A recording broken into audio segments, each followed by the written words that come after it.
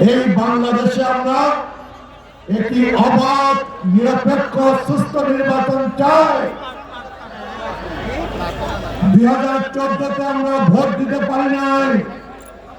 2018-তে vote হয় নাই, 2024-এ vote দিতে পারি নাই,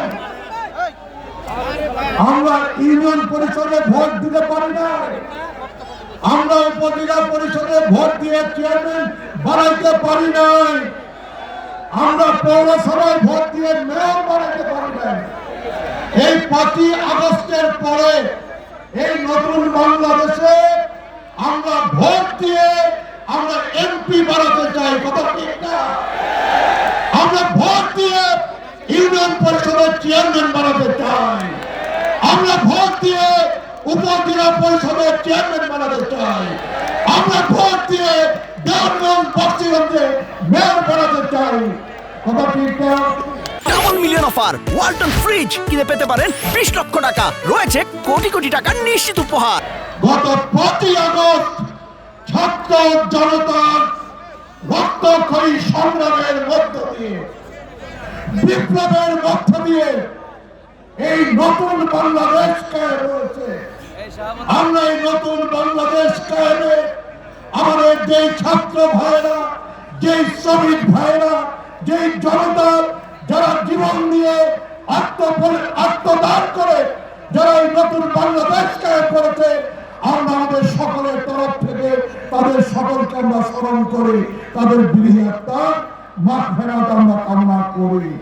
আমরা আশা করি এই নতুন বাংলাদেশে অন্তর্বর্তীকালীন সরকারের প্রধান ডক্টর মোহাম্মদ ইউনূসের নেতৃত্বে যে অন্তর্বর্তীকালীন সরকার গঠিত হয়েছে, যে সরকারের প্রতি আমাদের পূর্ণ আস্থা, পূর্ণ সমর্থন আছে, এই সরকারের কাছে আমরা দাবি করি, আমরা আশা করি, আমরা আর্জি পেশ করি যে স্বল্পতম সময়ের মধ্যে প্রয়োজনীয় সংস্কার শেষ করে, অত কালক্ষেপণ না করে, অত কাল বিলম্ব না করে বাংলাদেশের মানুষের মনোভাবকে, আশাকে, প্রত্যাশাকে বিবেচনায় নিয়ে এই বাংলাদেশের মাটিতে একটি অবাধ নিরপেক্ষ সুস্থ নির্বাচনের ব্যবস্থা করা করবে, যাতে করে বাংলাদেশের মানুষ অবাধ নিরপেক্ষ সুস্থ নির্বাচনের মধ্য দিয়ে একটি নির্বাচিত গণতান্ত্রিক সরকার এই বাংলাদেশে কায়েম করতে পারে, সেই দাবি জানিয়ে, সেই আশা পোষণ করে আজকের এই মহাসমুদ্রে, আজকের এই জনসমাবেশে যারা উপস্থিত হয়েছেন, আপনাদের সকলকে মেরান্নবাদ